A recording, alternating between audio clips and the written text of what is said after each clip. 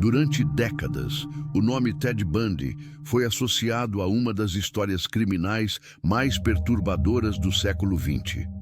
Não apenas pelo número de vítimas oficialmente confirmadas, mas pela forma como conseguiu passar despercebido por tanto tempo, enganando autoridades, imprensa e pessoas próximas. Este relato não busca sensacionalismo, mas compreender os fatos reais, o contexto histórico e as falhas humanas e institucionais que permitiram que crimes se repetissem. Theodore Robert Bundy nasceu nos Estados Unidos em 1946.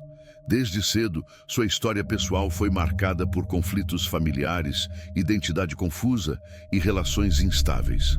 Durante anos, viveu uma vida aparentemente comum.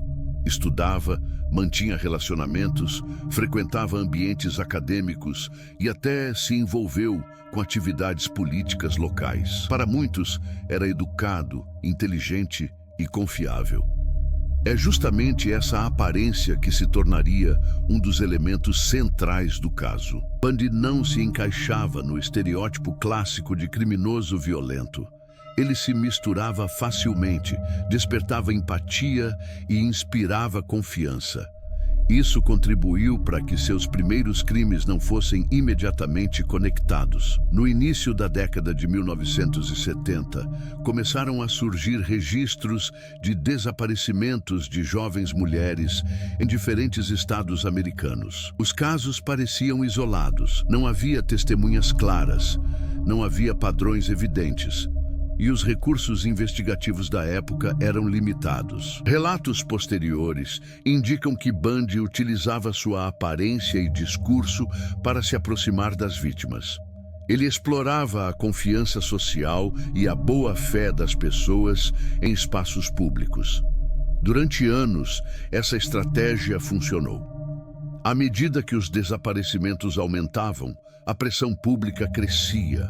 Famílias exigiam respostas e a polícia começava a considerar a possibilidade de um responsável comum. No entanto, a mobilidade entre estados e a falta de comunicação integrada entre departamentos dificultavam qualquer conclusão.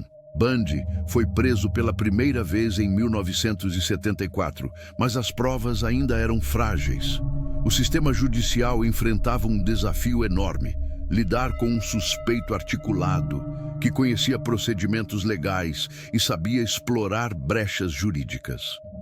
Durante o processo, Bundy optou por se representar legalmente em alguns momentos, algo raro e altamente controverso. Sua postura nos tribunais chamou a atenção da mídia, transformando o julgamento em um espetáculo nacional.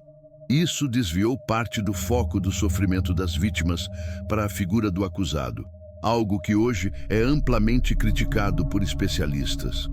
Mesmo após condenações, Bundy conseguiu escapar da custódia em 2 ocasiões diferentes, um fato que expôs falhas graves no sistema prisional da época.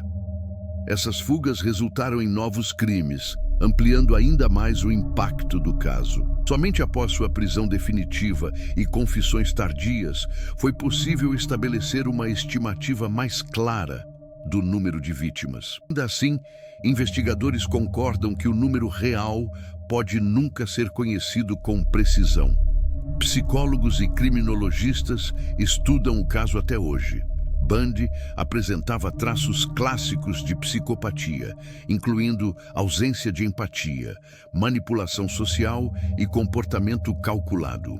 No entanto, especialistas reforçam que essas características não surgem isoladamente, nem explicam tudo por si só.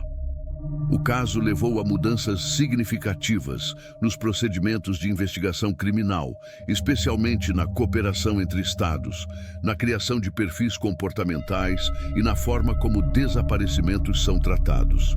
Para as famílias das vítimas, nenhuma mudança institucional compensou a perda.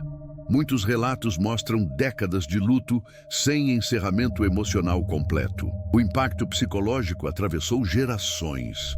Nos últimos anos, documentários e estudos acadêmicos passaram a abordar o caso com mais responsabilidade, deslocando o foco do criminoso para as vítimas e para as falhas estruturais que permitiram a continuidade dos crimes.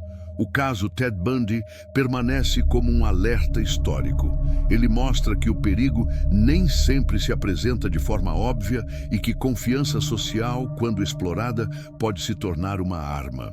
Mais do que um nome, esse caso representa uma época, um sistema falho e a necessidade constante de revisão dos métodos de prevenção, investigação e comunicação pública. Este não é um relato para entretenimento vazio. É um registro histórico que reforça a importância da vigilância institucional, da escuta às vítimas e da responsabilidade ética ao contar histórias reais. Nada do que aconteceu pode ser desfeito, mas compreender os fatos é uma forma de garantir que erros semelhantes não se repitam. E é por isso que essa história continua sendo estudada, não por fascínio, mas por necessidade.